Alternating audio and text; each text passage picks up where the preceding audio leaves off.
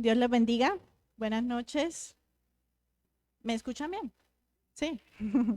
Bueno, pues bienvenidos una vez más a este estudio bíblico del libro de Juan, Conociendo a Jesús. Eh, estamos, estamos estudiando los encuentros transformadores con Jesús. Encuentros de personas, diferentes personas que se encontraron con Jesús y sufrieron una transformación o vivieron una transformación.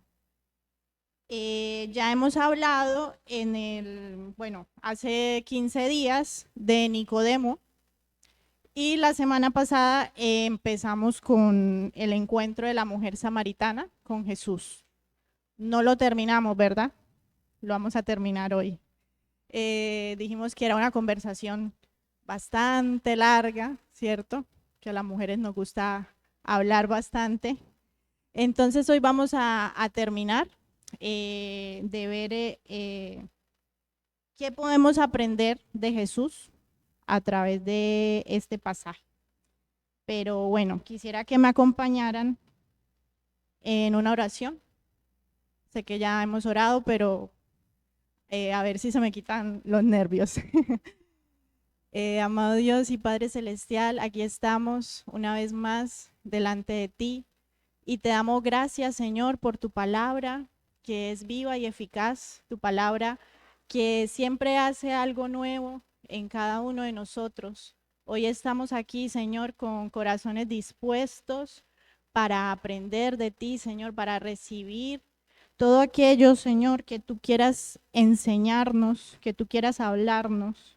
Señor, que al igual que estas personas podamos ser transformados a través de tu palabra. Señor, que hoy no nos vayamos igual, Señor, sino que recibamos algo de ti, Señor, que seas tú tocando nuestras vidas, nuestros corazones, no solo de los que están aquí, Señor, sino de todos los que van a escuchar el estudio a través de las redes. En el nombre de Jesús.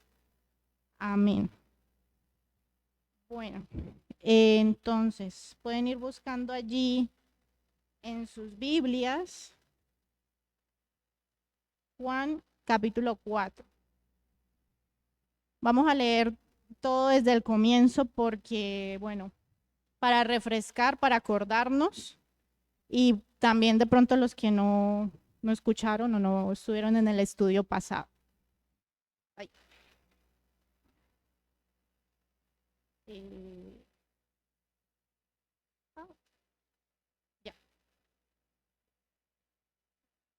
Ya, ya lo tengo, ya lo tengo. Dice Jesús y la mujer samaritana. Cuando pues el Señor entendió que los fariseos habían oído decir, Jesús hace y bautiza más discípulos que Juan, aunque Jesús no bautizaba, sino sus discípulos, salió de Judea y se fue otra vez a Galilea. Y le era necesario pasar por Samaria. Vino pues a una ciudad de Samaria llamada Sicar, junto a la heredad que Jacob dio a su hijo José. Y estaba allí el pozo de Jacob. Entonces Jesús, cansado del camino, se sentó así junto al pozo. Era como la hora sexta. Vino una mujer de Samaria a sacar agua y Jesús le dijo, dame de beber. Pero sus discípulos habían ido, a la ciudad a comprar de comer. La mujer samaritana le dijo, ¿cómo tú, siendo judío, me pides a mí de beber, que soy mujer samaritana? Porque judíos y samaritanos no se tratan entre sí. Respondió Jesús y le dijo, si conocieras el don de Dios y quién es el que te dice, dame de beber, tú le pedirías y él te daría agua viva. La mujer le dijo, Señor, no tienes con qué sacarla y el pozo es hondo. ¿De dónde pues tienes el agua viva? ¿Acaso eres tú mayor que nuestro padre Jacob, que nos dio este pozo del cual bebieron él, sus hijos y sus ganados? Respondió Jesús y le dijo, cualquiera que bebiere de esta agua volverá a tener sed. mas el que bebiere del agua que yo le daré no tendrá sed jamás, sino, sino que el agua que yo le daré será en él una fuente de agua que salte para vida eterna. La mujer le dijo, Señor, dame de esa agua para que no tenga yo sed, ni venga aquí a sacarla. Jesús le dijo, ve, llama a tu marido y ven acá. Respondió la mujer y dijo, no tengo marido. Jesús le dijo, bien has dicho, no tengo marido, porque 5 maridos has tenido y el que ahora tienes no es tu marido. Esto lo has dicho con verdad. Le dijo la mujer, Señor, me parece que tú eres profeta. Nuestros padres adoraron en este monte y vosotros decís que en Jerusalén es el lugar donde se debe adorar. Jesús le dijo, mujer, créeme que la hora viene cuando ni en este monte ni en Jerusalén adoraréis al Padre. Vosotros adoráis lo que no sabéis. Nosotros adoramos lo que sabemos, porque la salvación viene de los judíos. Mas la hora viene y ahora es cuando los verdaderos adoradores adorarán al Padre en espíritu y en verdad, porque también el Padre tales adoradores busca que le adoren. Dios es espíritu y los que le adoran en espíritu y en verdad es necesario que le adoren. Le dijo la mujer, sé que ha de venir el Mesías, llamado el Cristo. Cuando Él venga, nos declarará todas las cosas. Jesús le dijo, yo soy el que habla contigo. En esto vinieron sus discípulos y se maravillaron de que hablaba con una mujer.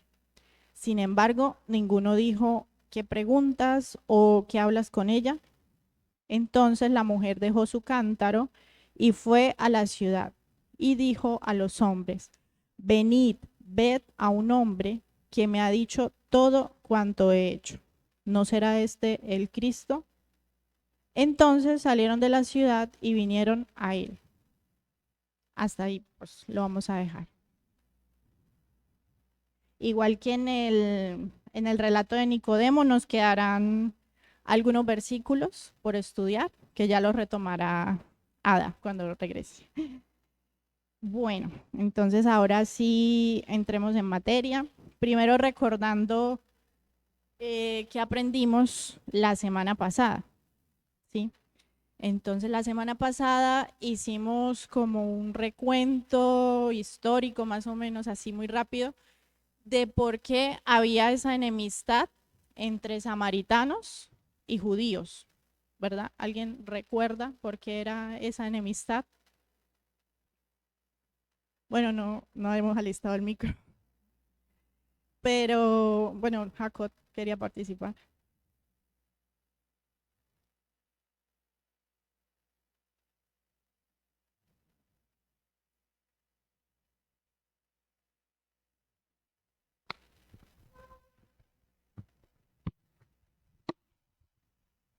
Sí, gracias. Sí, dice que los judíos y samaritanos pues no se llevaban entre sí, porque vimos el miércoles pasado que en esta ciudad pues eh, vamos a decir que era una Macedonia, ¿no? De una mezcla de más personas que no eran judíos. Y ya pues el judío pues no lo miraba porque no tenían la costumbre de ello. Había muchos que eran judíos, pero se habían ligado con personas paganas e iban perdido la cultura, la identidad Ujú. de lo que era ser judío. Y esto, pues, el rechazo de judío hacia samaritano venía de allí, porque era una mezcla que había, lo cual ellos decidían mejor caminar hacia otro camino más largo por no pasar por territorio Ujú. samaritano. Exactamente. Los judíos, los samaritanos, perdón, eran una mezcla, ¿no? Tanto en su raza, digámoslo así, porque ellos se casaron con personas de otros pueblos. Entonces, digamos que ya no eran judíos puros. Los judíos los consideraban mestizos. pero además también en su fe y en sus creencias ellos eran mestizos, porque aunque tenían temor de Jehová, aún así hacían prácticas de los otros pueblos que eran paganos y desagradables delante del Señor. Entonces, ese era el motivo de la rivalidad. También estuvimos viendo un poco del perfil de esta mujer, ¿sí? ¿Quién era ella? ¿Por qué estaba en el pozo a mediodía? ¿Cuál era su pecado? No sé si alguien quiere participar haciendo un resumen del perfil de esta mujer.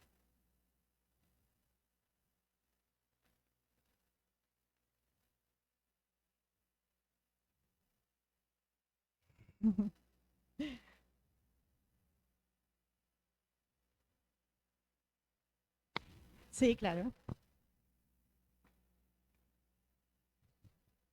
Pues, este, esta era una mujer que tenía muchos hombres, era una mujer que era pecadora. Y yo siento que lo que más me llama la atención de esta chica es que muchas personas se sienten identificadas con ella porque siendo pecadora, la Biblia dice que a Jesús le era necesario pasar por ahí. Y me gusta esa frase cuando dice era necesario porque a nosotros nos es necesario respirar, comer, porque si no nos morimos. Y imagínense la gravedad de cómo se sentía ella sentimentalmente, espiritualmente, que Dios, Jesús, desvió su camino y para ir a hablar con ella y decirle de que yo soy el agua que tú necesitas y que no necesitas tomar de esa agua que Ujú. Jesús era suficiente para ti. Bueno, hasta ahí porque si no das todo el estudio.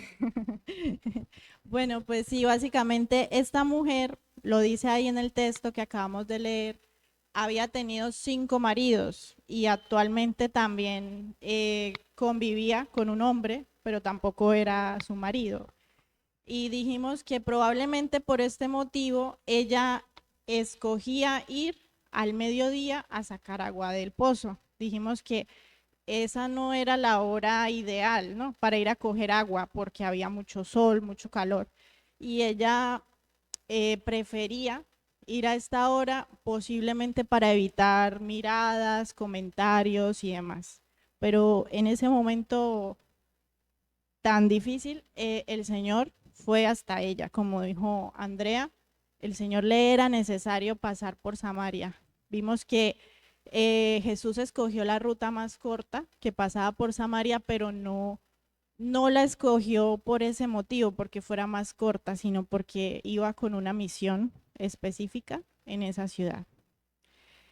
Entonces, bueno, la semana pasada hablamos mucho de esto, ¿no? Del pozo, del monte, de los samaritanos. Hablamos de mucho contexto. Entonces, para condensar un poco lo que hablamos y para traerlo a nosotros, que lo hagamos personal, pues he traído estas frases o estos textos em, con lo que yo creo que todos nos podemos identificar, ¿no? Y es que, como lo dijo Andrea también, Jesús fue hacia una persona rota, cansada y señalada por todos los demás, ¿sí? Él no la ignoró, no la rechazó, él no la desechó, no la rechazó y no ignoró sus heridas, ¿sí? Jesús fue directamente hacia ella, cuando muchos dentro de su mismo pueblo y dentro de la demás sociedad que eran los judíos, le rechazaban, le juzgaban, la evitaban, murmuraban de ella. Jesús fue hacia esa persona, ¿no? Y es la historia de todos nosotros, ¿no? Jesús nos encontró en ese momento que más le necesitábamos. Jesús vino para darnos esa vida, esa salvación, esa identidad que habíamos perdido. Nuestras fallas, pasado o luchas no nos hacen menos dignos de su amor. Jesús no nos ve como casos perdidos, sino como historias que pueden ser restauradas, ¿cierto? Esta es una historia hermosísima. Yo que he estado estudiando, hay cualquier cantidad de prédicas, devocionales, estudios, demás, pero en todo lo que se condensa es esto, ¿no? Que Jesús la miró tal cual era ella, porque Jesús conoce todo de nosotros, y no la despreció, no la rechazó, sino que quiso venir a su vida a restaurar y a darle un nuevo comienzo, ¿no? Y por último, nadie está demasiado lejos del amor redentor de Jesús. Ningún pasado es más grande que su perdón, ¿cierto? Muchas veces creemos, o las personas que no conocen al Señor creen, que son demasiado pecadoras, que hay mucha suciedad ahí, o que deben arreglarse antes de venir al Señor, ¿sí? Incluso nosotros siendo cristianos a veces lo creemos, pero no es así. Venimos al Señor a pesar de nuestras heridas, de nuestro pecado, de nuestras luchas, y Él es quien nos restaura. Él es quien empieza a orar en cada uno de nosotros. Aún en nuestro caminar cristiano a veces seguimos, bueno, más adelante lo vamos a ver, seguimos, el Señor nos sigue mostrando pecados que tenemos ahí, ¿cierto? Cosas que necesitan ser transformadas. Bueno, pues básicamente eso de lo que habíamos leído, los 15 primeros versículos, quería dejarles ahí esas frases que yo sé que nos podemos identificar cada uno de nosotros con ellas. Todos tenemos un testimonio, todos sabemos el momento en el que Jesús nos encontró, cómo estábamos, quién nos había herido, quién nos había lastimado, a quién nosotros habíamos herido y lastimado, pero aún así el Señor nos extendió su gracia y misericordia. Bueno, entonces vamos a hablar del agua de vida, aunque también la semana pasada tocamos un poco de este tema, porque Jesús le ofrece a la samaritana el agua de vida, ¿no? Y ella le dice, pero ¿de dónde vas a sacar esa agua si ni siquiera tienes con qué sacarla? O sea, ella en su mente aún seguía pensando en el agua del pozo, ¿no? Aún ella seguía pensando que tal vez Jesús le iba a mostrar otro manantial o otra fuente o otro pozo de donde sacar agua, no sé, ilimitadamente. O sea, ella estaba pensando en sus necesidades físicas, pero el Señor le estaba hablando de algo espiritual, que pues ella en el momento no lo entendía. Entonces, el agua de vida es esa que sacia y quien toma de ella no tiene sed jamás. Es un agua que da vida al corazón que la bebe, ¿sí? Y me puse esta frase porque siempre me ha gustado mucho. Dice, las cosas terrenales no llenan un corazón que fue hecho para el cielo, ¿cierto? Todos tenemos en nuestro corazón un vacío en la forma de Dios. Y por más de que tratemos de llenarlo con, no sé, reconocimientos, dinero, placeres, cosas de este mundo, nunca se va a poder llenar, ¿cierto? Yo creo que hemos escuchado esas entrevistas a veces de personas famosas que tienen dinero, que tienen, o sea, fama, de todo, y dicen, pero me siento solo, pero me siento vacío, me siento que algo me falta. Pues es por lo mismo, porque no han conocido el agua de vida, el agua que ofrece Jesús. Dice, la sed física se utiliza a lo largo de toda la vida para describir esta profunda necesidad que todos tenemos de nuestro Creador. Vamos a leerlo en Salmos 42:2.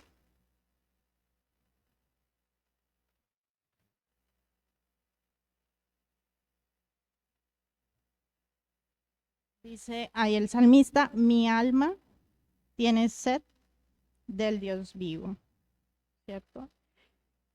Y Jesús se presenta en el Nuevo Testamento como esa fuente que sacia nuestras almas secas y sedientas. Vamos a leerlo en Primera de Corintios 10 del 3 al 4.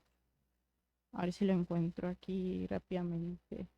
Primera de Corintios 10 del 3 al 4. Dice, y todos comieron el mismo alimento espiritual y todos bebieron la misma bebida espiritual porque bebían de la roca espiritual que los seguía y la roca era Cristo, ¿sí? Entonces, también lo hablamos la semana pasada que el Señor, cuando se presentaba a sí mismo o cuando hablaba de sus atributos, usaba cosas que las personas pudieran entender, ¿no? Él hablaba del pan de vida, él se presentó como la luz, como el buen pastor, como la vid. Entonces, el Señor nos habla con términos que podemos entender, ¿cierto? ¿Quién no ha sentido así esa sed desesperante, sobre todo ahora que hace tanto calor, ¿no? Y, y exactamente eso es lo que hay en nuestra alma también, ¿no? Una sed espiritual que solo Cristo puede saciar. Bueno, seguimos en el versículo 16. Aquí ya Jesús le empieza a dar un giro a la conversación, ¿no? Porque primero Jesús le dice, dame de beber. Y después Jesús le dice que Él es el agua que da vida.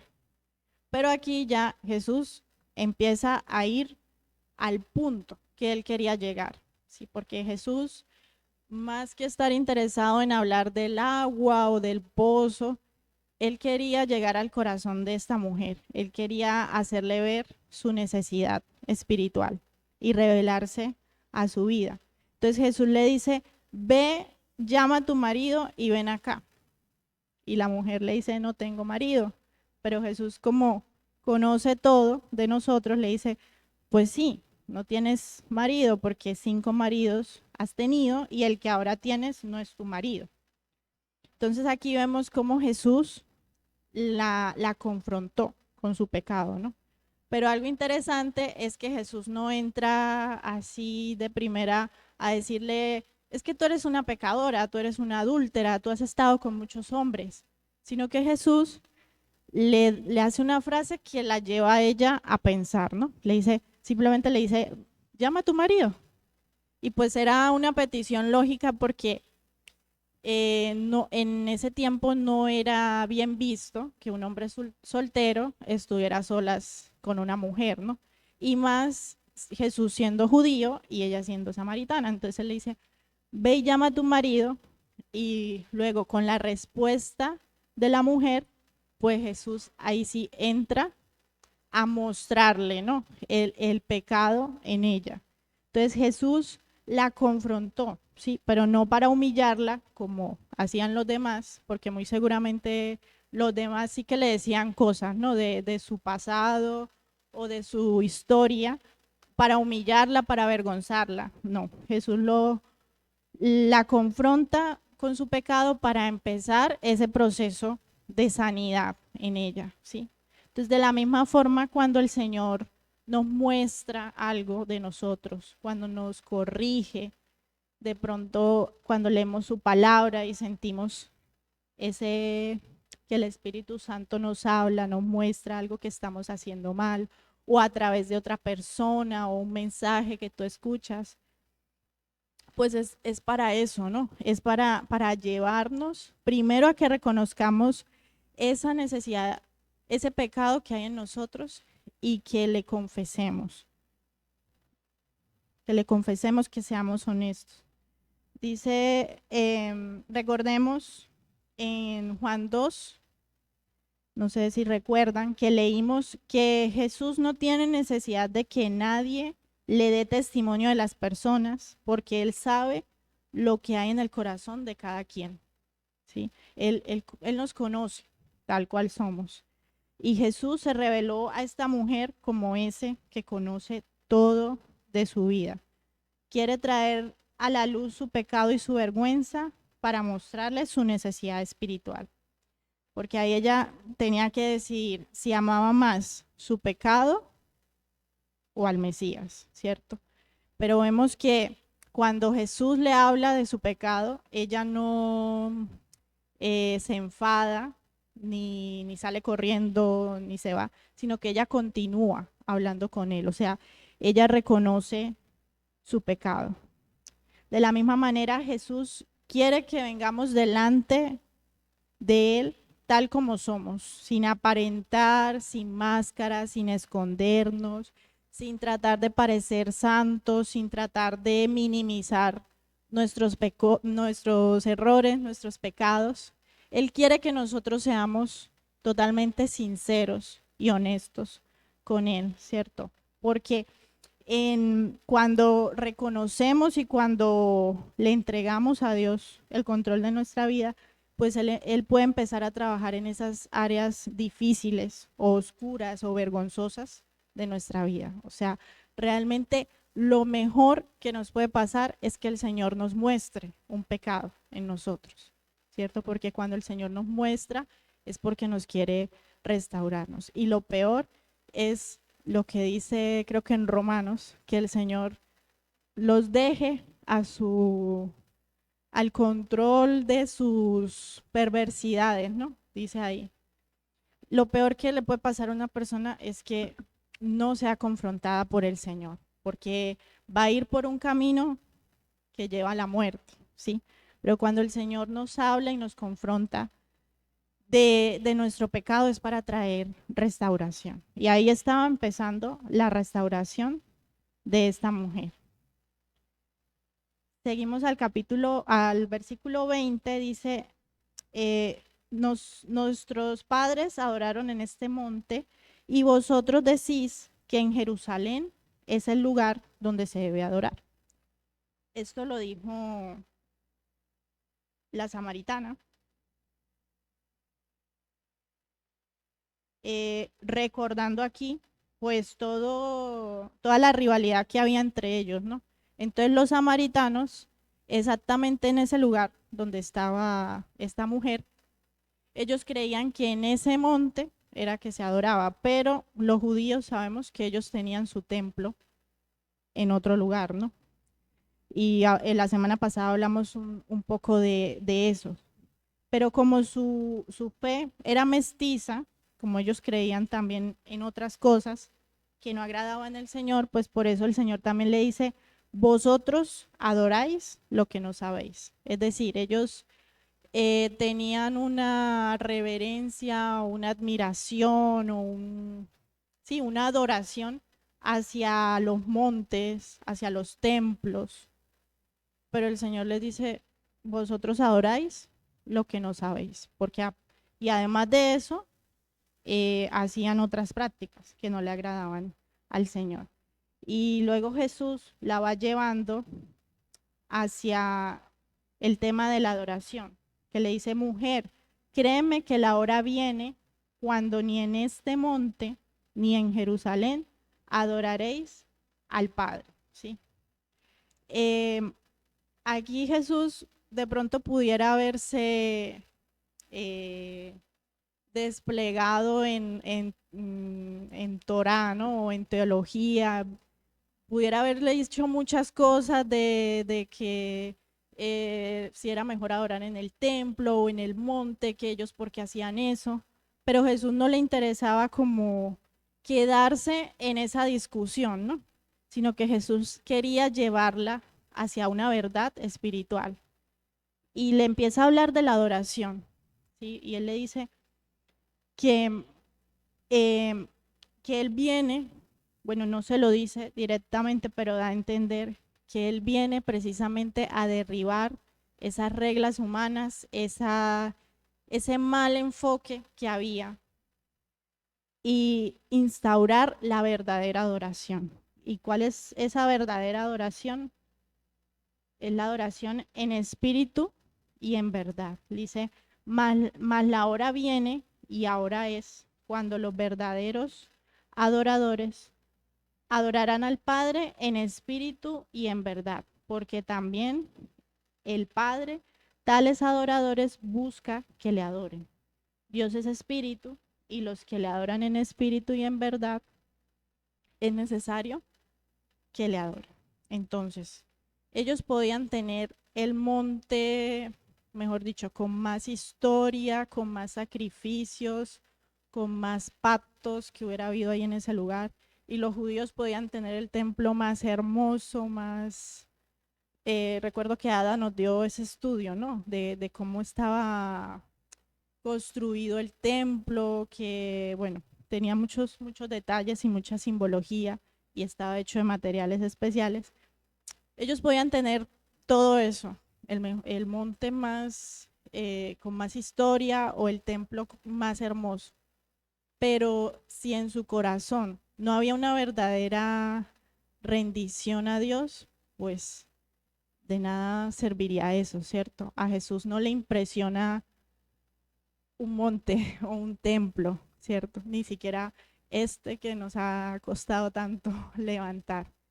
A Jesús no le impresiona eso, sino que le impresiona un corazón realmente de adorador, un corazón rendido, ¿sí? Pudiéramos estar aquí con los mejores instrumentos, con las mejores voces, con un lugar mucho más hermoso, pero si venimos aquí por costumbre, por religiosidad, porque de pronto me vea el otro hermano, por miedo de pronto, pues de nada vale, ¿no? Esa no es la adoración que le agrada al Señor. La adoración verdadera no depende del lugar donde estemos. Tú puedes estar aquí en el templo o puedes estar en tu casa adorando o puedes estar en la calle, en el coche, donde sea, ¿cierto? Tantos hermanos alrededor del mundo que ni siquiera tienen una iglesia donde congregarse, ¿cierto? Pero en su corazón hay adoración. Entonces Jesús lo que viene a enseñarnos es que los adoradores no se definen por su nacionalidad o raza. Ellos tenían ahí una disputa entre judíos y samaritanos, pero Jesús viene a romper eso. Y ahí pues también fuimos incluidos nosotros, ¿no? Como gentiles. El Padre está buscando a los que aman y viven la verdad, no solamente tradiciones, formas y rituales de hombre. Y lo más maravilloso es que ahora nosotros somos el templo de Dios, ¿cierto? Él mora en nosotros. Entonces lo mismo. Eh, esta es una iglesia porque cuando venimos nosotros, o sea, cuando estamos nosotros acá, esto se vuelve una iglesia. Cuando está vacío, pues es un local más, ¿no? ¿Cierto? Somos nosotros los que hacemos que este lugar sea una iglesia. O cuando hemos ido al Keiles a cantar o a evangelizar, ahí está la iglesia, ¿cierto? Entonces, los verdaderos adoradores no se inclinan ni levantan las manos para ser vistos por los demás. No cantan para que los demás los escuchen. No ayunan ni oran para ganarse el reconocimiento terrenal. Los verdaderos adoradores examinan su corazón constantemente para detectar ofensas ocultas. Su dedicación es pura y sin reservas. Crecen en el conocimiento de la verdad y viven de acuerdo a ella. ¿Sí? Aquí hablamos al comienzo ahí de la diapositiva de levantar las manos, de cantar, porque la adoración hace parte de eso, pero la adoración no es solo cantar una canción, ¿no? La adoración no es solo el grupo de alabanza, la adoración no es solo el momento en el que estamos aquí aplaudiendo, levantando nuestras manos o incluso danzando. La adoración es debe ser parte de nuestra vida, ¿no? De todo lo que somos. O sea, ahí podríamos decir, los verdaderos adoradores son aquellos que hacen las cosas no para que los otros le vean, sino para que el Señor le vea, para que el Señor le agrade. Entonces, tú puedes adorar en tu lugar de trabajo, ¿cierto? Haciendo lo que es agradable al Señor. Tú puedes adorar al Señor en tu noviazgo, ¿cierto? Tú puedes adorar al Señor en tus estudios, tú puedes adorar al Señor allí en tu casa, con tus hijos. Cada vez que nosotros tomamos una decisión, tomamos la opción de con esa decisión, ¿estoy adorando al Señor o no? ¿Cierto? Porque la adoración va de la intención, ¿no? De la motivación de nuestro corazón. Y bueno, de ahí podemos sacar un montón de enseñanzas, ¿no? También de este tema. Pero vamos a seguir. En el versículo 25, el Señor le dice a la mujer, no, la mujer le dice al Señor, sé que ha de venir el Mesías, llamado el Cristo. Cuando Él venga, nos declarará todas las cosas. Y entonces Jesús le dice, pues yo soy el que habla contigo, ¿cierto? Al igual que los judíos, los samaritanos también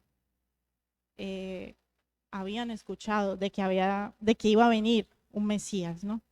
Y ella tenía ese conocimiento. Y lo sorprendente es que aunque era una mujer pecadora y tal vez la más marginada de su pueblo, ella identificó correctamente a Jesús, ¿cierto? Y Jesús le dice algo interesante, le dice, yo soy, ¿cierto? Esto nos recuerda a cuando Dios se le aparece a Moisés, ¿no? En esa zarza y le dice, yo soy, yo soy.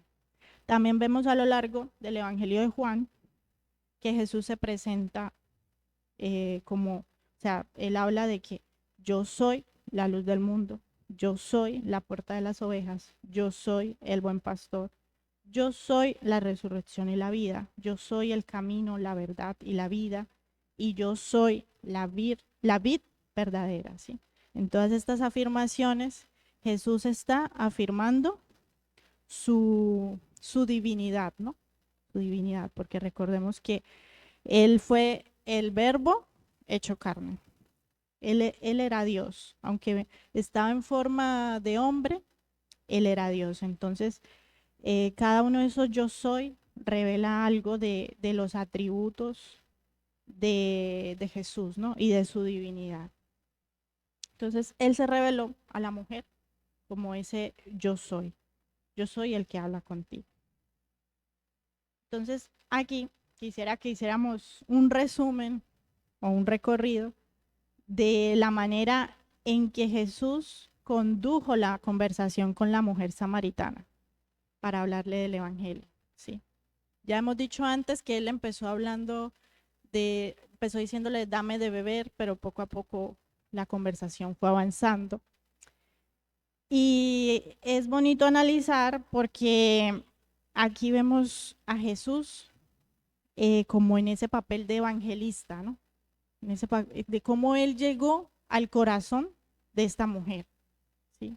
Que dijimos al comienzo que él no llegó diciéndole arrepiéntete o eres pecadora, ¿cierto? Él no, o no llegó diciéndole una vez, mira, yo soy el Mesías y ya, ¿no? Sino que él fue llevando una conversación poco a poco hasta que finalmente él se reveló como esa respuesta o como ese Mesías. Entonces vamos a ver los pasos que dio Jesús dentro de la conversación. Entonces, primero, él se acercó intencionalmente y sin prejuicios, ¿sí? Le era necesario pasar por Samaria. O sea, él desde que salió de Judá, él ya iba pensando en que iba a pasar por Samaria. Él ya sabía que se iba a encontrar con esa mujer. Él ya sabía que en ese lugar había una obra por hacer. Él se acercó a esa mujer, ya como lo hemos dicho antes, aún sabiendo quién era ella. Entonces Jesús dio ese primer paso, se acercó intencionalmente a ella. Segundo, Jesús conectó en lo cotidiano antes de enseñar. O sea, él hasta le pidió ayuda a la mujer, ¿no? Porque le dijo, dame de beber. Tercero, él dio el giro hacia la verdad espiritual. Entonces aprovechó ahí que estaban en el pozo y empezó a hablar del agua viva. Cuarto, él evitó los debates innecesarios, como les dije anteriormente. O sea, él no se quedó ahí porque la samaritana le sacaba muchas cosas, ¿no? Le decía, pero tú, ¿por qué si eres judío me pides a mí agua, que soy samaritana? Y Jesús no se quedaba ahí diciendo, no, es que no. Jesús otra vez la centraba, ¿no? En lo que él quería, en el punto donde él quería llegar.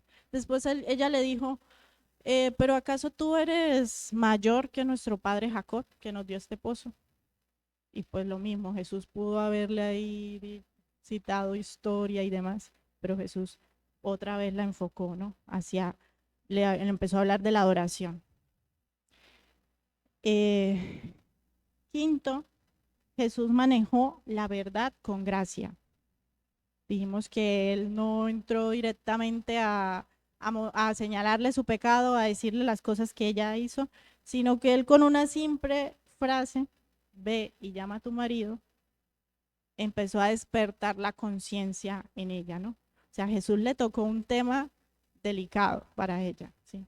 ¿Cuál sería un tema delicado que Jesús toque en tu vida, ¿cierto? Muy probablemente así conocimos al Señor alguna vez, ¿no? En medio de alguna situación difícil. Sexto, él se reveló como la respuesta. O sea, él le dijo, yo soy ese Mesías. ¿Y todo esto para qué se los traigo? Porque aquí aprendemos que Jesús, para llegar al corazón de esta mujer o para evangelizarla, como decimos nosotros ahora, no usó un discurso prefabricado, sino que fue adaptando la conversación de forma natural y progresiva, ¿cierto? Y nosotros podemos hacer eso. Sí, ¿no? Ahí les puse unos ejemplos. En el lugar de trabajo, en casa con nuestros hijos, con los amigos, en el gimnasio, en el fútbol, en el colegio, en el instituto. Tenemos oportunidad de hablar con las personas, pero muchas veces creemos que es llegando a señalar los errores de esa persona, ¿no? A criticar o a citar un texto bíblico cualquiera. Podemos llegar a esas personas, al corazón de las personas y sembrarles esa verdad espiritual en lo cotidiano, ¿cierto? No sé si a ustedes les ha pasado, alguna vez están hablando con un amigo, un compañero, y como que tú sientes que la conversación da para hablarle de la palabra. No sé si alguna vez les ha pasado, ¿sí? A mí me pasó una vez con un jefe que pues era un hombre bastante alto, así fornido, y la verdad que a todos nos inspiraba un poquito de miedo. Pero un día entré a la oficina de él a entregarle un informe y me di cuenta que había estado llorando, ¿cierto? Y bueno, yo seguía hablando con él del trabajo y demás, pero antes de irme sentí en mi corazón leerle un salmo que había estado leyendo yo días antes. Y se lo leí con mucho temor. Yo dije, capaz me echan del trabajo. Pero sentía que debía hacerlo, ¿sí? Que no podía ignorar de pronto por lo que él estaba pasando. Y le dije, pues yo no sé qué estás pasando, pero el Señor sí lo sabe. Y si tú hablas con Él, Él te va a responder. Entonces, de la misma manera, nosotros podemos hacerlo, ¿sí? Cuando estemos hablando con las personas, muchas veces, las personas nos cuentan, ¿no? Cosas que están pasando. Y pues la idea es que no ignoremos, sino que aprovechemos esas oportunidades para hablar del Señor. Otras veces también he sentido como eso de hablarle a una persona, pero tal vez me gana el miedo, ¿no? O la vergüenza. Y le he tenido que pedir perdón al Señor. Entonces, ese es un modelo muy bonito que nos enseñó Jesús, ¿sí? No sé si me hice entender. O sea, Jesús se acercó, o sea, primero él se acercó intencionalmente a las personas, ¿cierto? Antiguamente nos decían a los cristianos incluso que no podíamos ir a la universidad, ¿no? Porque nos íbamos a contaminar, porque nos íbamos a escarriar. Pero no, no se trata de eso. Nosotros podemos estar en un entorno aún difícil y ser luz. Y lo más maravilloso es que cuando alcanzamos a una persona con el evangelio, esa persona alcanza a otros, ¿no? Dice que la mujer dejó el cántaro. Uy, yo creo que aquí me faltó unas diapositivas. La mujer dejó el cántaro y fue hacia el pueblo, ¿no? A decirles, miren, este hombre me ha dicho todo lo que hice en mi vida, ¿no será este el Cristo? O sea, cuando alcanzamos a una persona, esa persona puede alcanzar a otros para el Señor. Esa persona se convierte en un mensajero, ¿sí? Lo vimos en estudios pasados cuando Andrés llevó a su hermano Simón, Simón Pedro, a Jesús, ¿no? Luego Felipe se encontró con Jesús y él se lo contó a Natanael, que era su hermano o amigo. Entonces, así, ¿no? De pronto si yo le pregunto, ¿y usted por qué conoció al Señor? No, porque me predicó un amigo, un compañero de trabajo. No, porque mis padres me enseñaron, ¿no? Desde niño. Entonces, cuando nosotros alcanzamos a una persona, esa persona está conectada con alguien más. Entonces no subestimemos a nadie, ni el poder de la palabra del Señor. A lo mejor tú no, cuando le hables a una persona, no lo ves inmediatamente o de pronto te hace mala cara o de pronto te rechaza, pero igual tú dejaste ahí sembrada esa semilla. Em, lo otro que vemos es que aunque Jesús le confrontó el pecado de esta mujer, ella no se quedó con esa sensación como de que, uy, este me está juzgando, este me odia, no, sino que ella siguió hablando con él. O sea, Jesús tuvo esa capacidad de confrontarla con el pecado, pero sin hacerla sentir humillada, ¿no? O rechazada. De la misma manera, nosotros como seguidores de Cristo, debemos proveer ese lugar seguro para las personas. Cuando alguien te cuente de un error o de un pecado con el que está luchando, ¿cómo actuamos o cómo respondemos? Jesús no se escandalizó del pecado de la mujer, la llevó sí al arrepentimiento, pero muchas veces nosotros cuando nos enteramos o incluso esa misma persona nos cuenta algo con lo que está luchando, pues nos escandalizamos o lo hacemos sentir menos, ¿no? Y pues lo bonito es que entre todos podamos ayudarnos a edificarnos mutuamente, que no sintamos temor de compartirle a un hermano algo por lo que estoy luchando, oye, necesito que ores por mí porque tengo esta lucha, y que tú no sientas como, uy, ese hermano ahora me va a mirar mal o de pronto se lo va a contar a otra persona, ¿cierto? Que podamos ser igual que Cristo, tener ese carácter de Cristo. Y bueno, ya para finalizar, pues si hemos aprendido de Jesús como evangelista, pues de la mujer samaritana también aprendemos de evangelismo. ¿Por qué? Porque ella, ¿cuál fue el mensaje que ella dio? Pues ella compartió su vivencia personal con Jesús, ¿cierto? No una teoría, no algo que ella escuchó, que aprendió, sino una vivencia personal. De la misma manera, pues nosotros también podemos contarle a las personas lo que el Señor ha hecho en nuestras vidas, lo que el Señor nos habla, ¿cierto? Porque muchas veces decimos, ay, pero yo qué le voy a hablar a esa persona, yo cómo me acerco.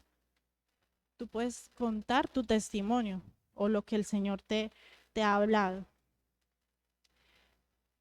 Segundo, ella dejó el cántaro. que el cántaro representan como esas preocupaciones inmediatas o su rutina, ¿sí? O sea, ella se le olvidó que estaba recogiendo el agua para hacer la comida o para llevarle allá a su marido, no sé.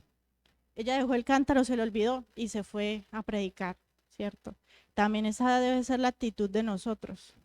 No estoy diciendo que todo el día estemos en la iglesia o todo el día estemos predicando, pero que nuestra vida hable y nuestras decisiones hablen de que el Señor es nuestra prioridad, ¿cierto?